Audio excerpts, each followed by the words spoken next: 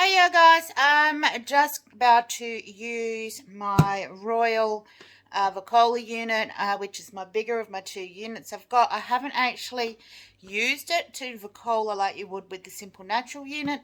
Today is the first time I'm doing it.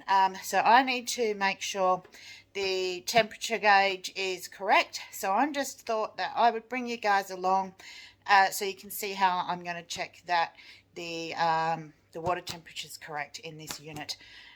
So it needs to sit at 92 degrees once it comes to temperature. This unit needs to run for 90 minutes instead of 60 minutes like the natural Vacola unit because it is a lot bigger unit. So to check that this temperature on the dial is the same as what the temperature is in the water, I am just going to use, this is actually my candy thermometer. It's this is probably the only thermometer I've got in the house that I know that the little bit doesn't move up and down in it, like a lot of those cheap ones do. So I'm just going to use this. I'm just going to put this in the unit.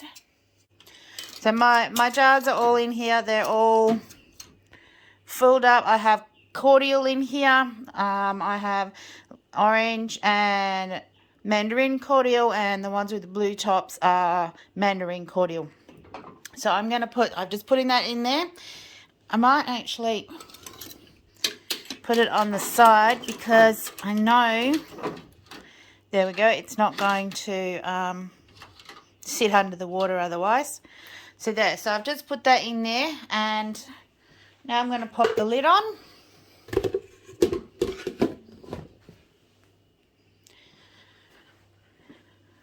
Then I'm going to turn my unit on.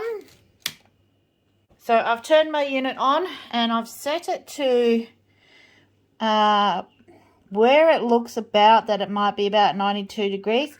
So my plan is to mark on that on there when it reaches 92 degrees so that I can see where I need to set it each time I actually do the unit. So I'm going to mark it with a permanent marker pen. So this is going to be in here for 90 minutes. So I'm going to come back in probably about 45 minutes and check the temperature then. And then keep a close eye on it then. So when it hits 92 degrees, I can check my, see if my machine's actually turned itself off or not. Welcome to Little Patch. My name's Kim, and if you ever wanted to learn how to grow, preserve and use your own food, you're in the right spot. This community is here to help you guys learn how to do that.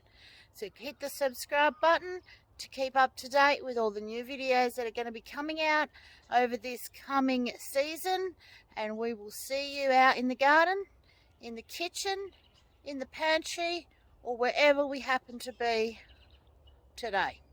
So this unit's been on for about half an hour. Excuse the glare off the glasses, I won't be able to read it without them. So I'm going to open this unit. I can feel that it's really quite hot. So I'm just going to actually check on the temperature now.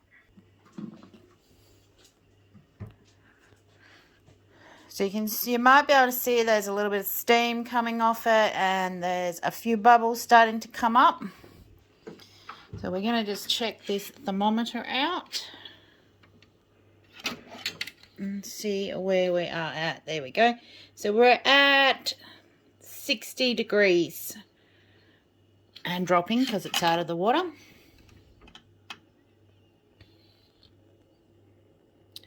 So we're at about 60 degrees or 140 Fahrenheit. So you can see that. So that unit will be fine to sit there for a little bit longer. I will come again and check in about 20 minutes. So we have about 20 minutes left on this unit, and I'm just coming in again to check the temperature. It has hit about 75 degrees. You might not be able to see that. Well, almost 80.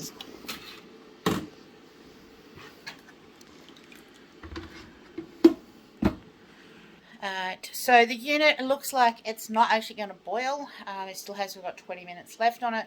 I will definitely check it at the end of the time to see what temperature it has come up to as well. My unit has now reached almost 90 degrees, which is good. There is about 6 minutes left, so I'm just going to let this thing do the rest of its time, and I'm happy with where I've got it set at, so I'm going to mark that on my dial when it's finished so that I can unplug it and do it that way. So yeah, so it's pretty simple, guys. This unit was actually supposed to run for 75 minutes. Thanks, guys, for joining me here again, and hopefully that was a useful little bit of information on checking your temperature in your machines.